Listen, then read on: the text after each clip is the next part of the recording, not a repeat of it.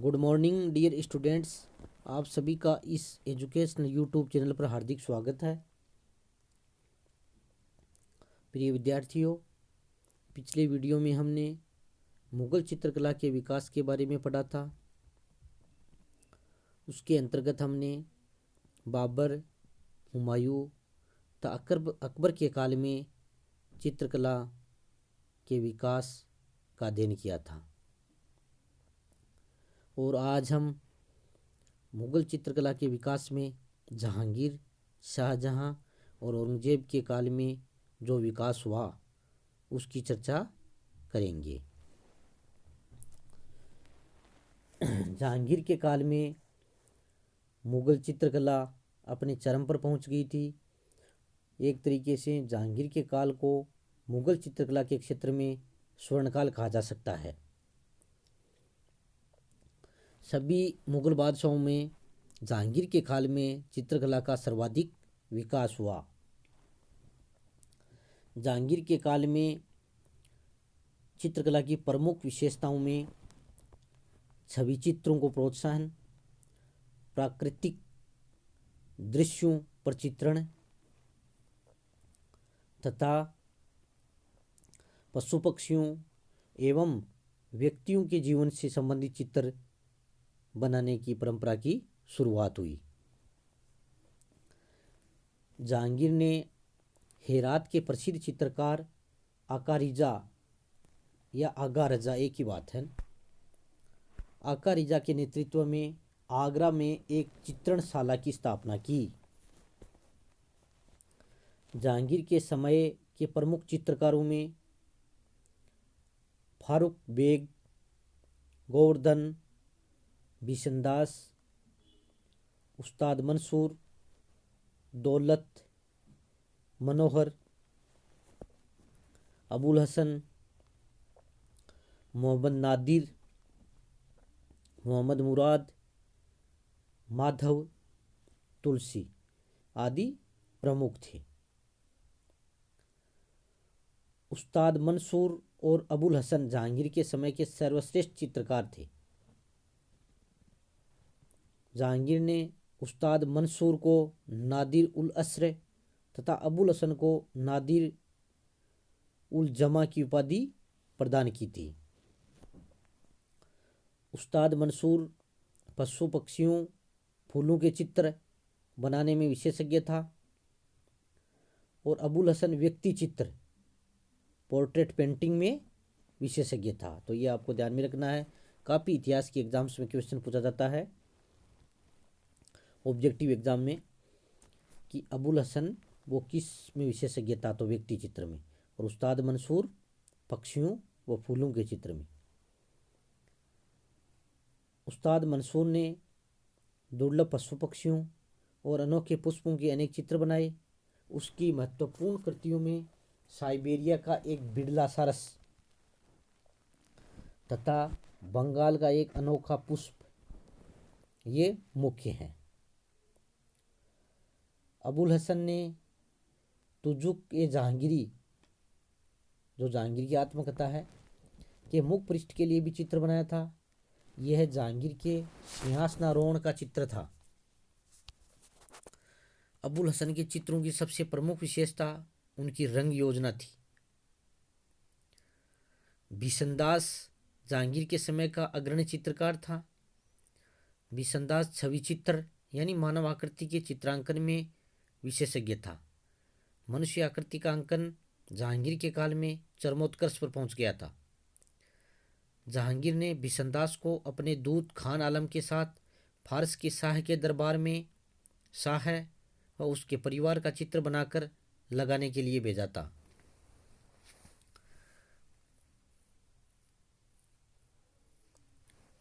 तो इस प्रकार जहांगीर के समय में चित्रकला के क्षेत्र में पर्याप्त उन्नति हुई और जहांगीर के समय फारूक बेग ने बीजापुर के सुल्तान आदिल शाह का चित्र भी बनाया था। ये भी एक महत्वपूर्ण बात है। चित्रकला के बारे में जहांगीर ने तुजुक ए जहांगीरी में लिखा है। उसने अपने शब्दों में लिखा है कि चित्रकला में मेरी रुचि व ज्ञान इस सीमा तक पहुंच गया है कि यदि मेरे सम्मुख किसी मृत अथवा जीवित चित्रकार की कलाकृति प्रस्तुत की जाती है और मुझे उस चित्रकार का नाम नहीं बताया जाता है, तब भी मैं तुरंत बता सकता हूँ कि यह अमुक व्यक्ति के द्वारा किया गया कार्य है। यदि एक ही चित्र अलग अलग कलाकारों द्वारा सामूहिक रूप से बनाया जाता है तो मैं ये बता सकता हूँ कि अमुक आकृति अमुक चित्रकार ने बनाई है। यानी ये जो पैराग्राफ है ये जहांगीर की चित्रकला में रुचि को प्रदर्शित करता है कि वह स्वयं भी उसमें रुचि रखता था। अकबर के काल में शिकार, युद्ध व राजदरबार के चित्र अधिक बने थे, किंतु जहांगीर के काल में इन चित्रों के अलावा व्यक्ति चित्रों, प्राकृतिक दृश्यों व पशु पक्षियों के चित्र अधिक बने थे। जहांगीर के काल से ही यूरोपीय चित्रकला तकनीक व शैली ने मुगल चित्रकला को प्रभावित करना शुरू कर दिया था। यूरोपीय प्रभावों से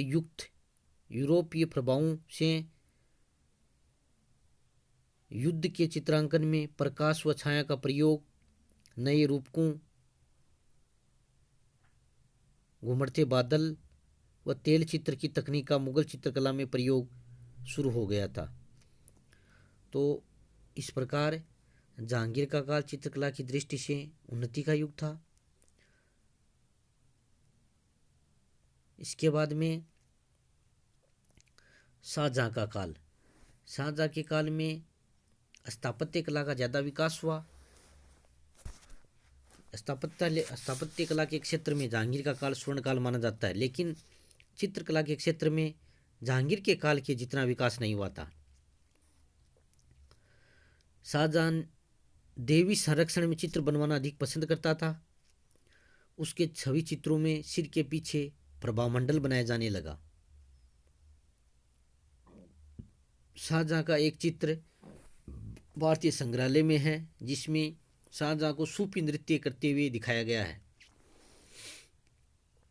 शाहजहां के काल के प्रसिद्ध चित्रकार फकीर उल्लाह, मीर हासिम, मुरार, मोहम्मद नादिर, अनूप चित्रा आदि थे। शाहजहां ने चित्रकला के बजाय स्थापत्य कला पर अपना ध्यान केंद्रित किया था, इसलिए उसके काल में जहांगीर के काल के जितना विकास नहीं हो पाया। औरंगजेब के काल में विकास, चित्रकला का क्या विकास रहा। औरंगजेब ने चित्रकला को इस्लाम विरुद्ध मानकर बंद करवा दिया। इससे चित्रकार अन्य प्रांतों की राजधानियों में चले गए। इससे क्षेत्रीय चित्रशैली विकसित हुई थी।